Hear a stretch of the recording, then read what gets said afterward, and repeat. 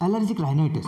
Allergic rhinitis होता क्या है, क्यों होता है, इसके कारण क्या होते हैं, इसके लक्षण क्या होते हैं। मरीजों को बहुत छींकें आती है, मरीजों को बहुत नाक से पानी आता है, आँख से पानी आता है, नीजल पॉलिप हो जाता है, साइनस की प्रॉब्लम हो जाती है, एलर्जी हो जाती है, साइनसाइटिस हो जाता है। जिन मरीजों को एलर्जी की समस्या रहती है, स्पेशली एलर्जिक राइनाइटिस होती है, उन मरीजों को कई सारे कॉम्प्लिकेशंस हमें देखने को मिल सकते हैं। कौन से कॉम्प्लिकेशंस हैं? सबसे पहला कॉमनली मोस्ट कॉमन जो कॉम्प्लिकेशन होता है निमोनिया। उन मरीजों को निमोनिया होने के चांसेस बहुत ज़्यादा होते हैं। देन ऐसे मरीज जिनको बहुत दिनों से एलर्जी है, एलर्जिक राइनाइटिस है, उन मरीजों को कई बार फेफड़ों से रिलेटेड जैसे अस्थमा की समस्या बहुत हो जाती है। तो आज के इस वीडियो में केवल 2 बूंद आपको रोज लेनी है और नाक की एलर्जी, स्पेशली एलर्जिक राइनाइटिस और साइनस की समस्या को हम जड़ से ठीक कर सकते हैं।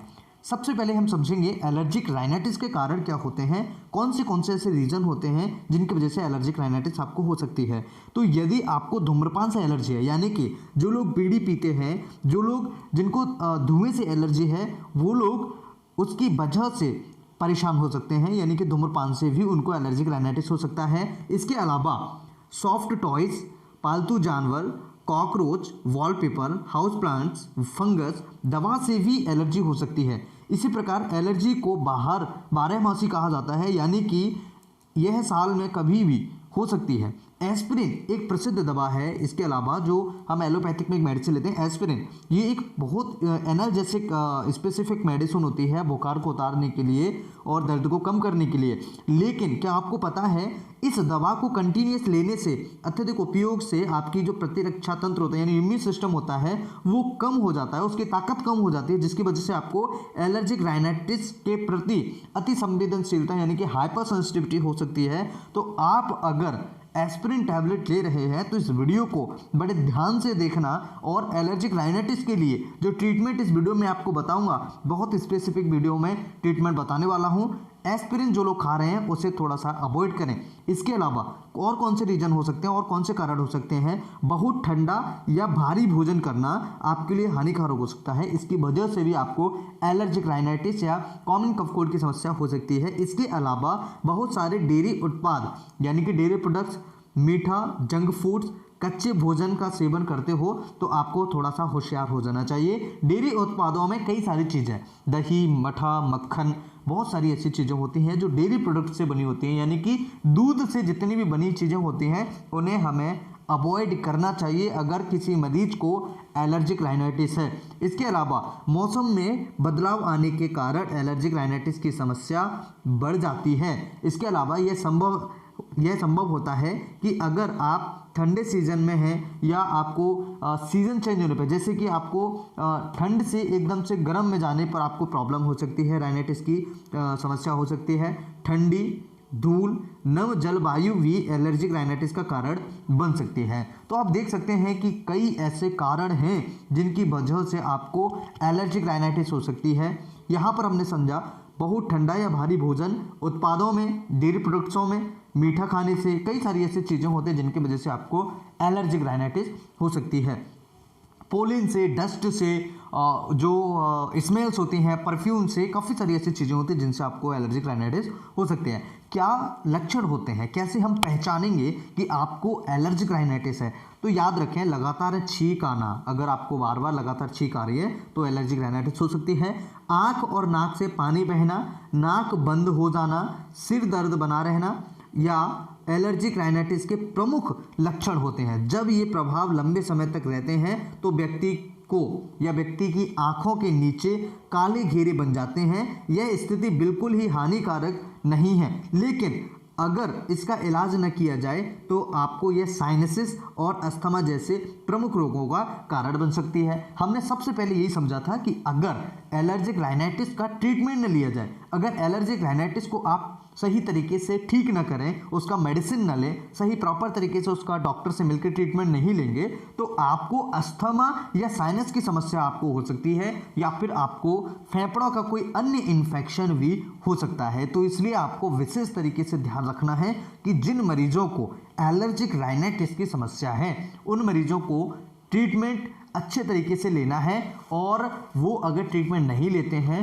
तो उनको ये कॉम्प्लिकेशंस बन सकते हैं। मोस्ट कॉमन कॉम्प्लिकेशन मैंने आपको बता दिया कि आपको साइनसिस हो सकती है या फिर अस्थमा की प्रॉब्लम, अस्थमा की समस्या आपको देखने को मिल सकती है। तो यहाँ पर एलर्जिक राइनाइटिस के लक्षण हैं। अगर आपको इनमें से कोई लक्षण मिलते हैं तो आपको एलर्जिक राइनाइटिस की समस्या हो सकती है।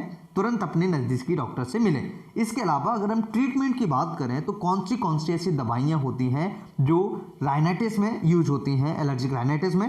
डीप एक्टिव मेडिसिन के बारे में सबसे पहले हम बात करेंगे, जो कि होम्योपैथिक मेडिसिन है।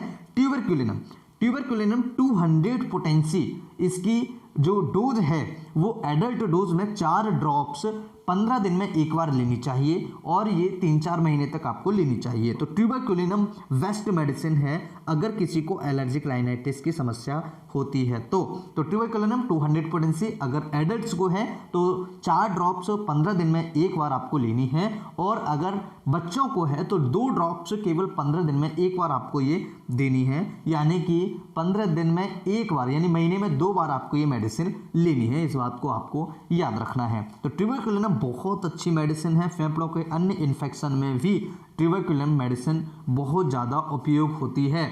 इसके अलावा दूसरी मेडिसिन है शोरिनम 1M मेडिसिन जो है, शोरिनम 1M मेडिसिन जो है ये 2nd नंबर पर मेडिसिन आती है, और इसके अंदर जो एलर्जी, किसी भी प्रकार की एलर्जी हो, बहुत ज़्यादा उपयोग होती है।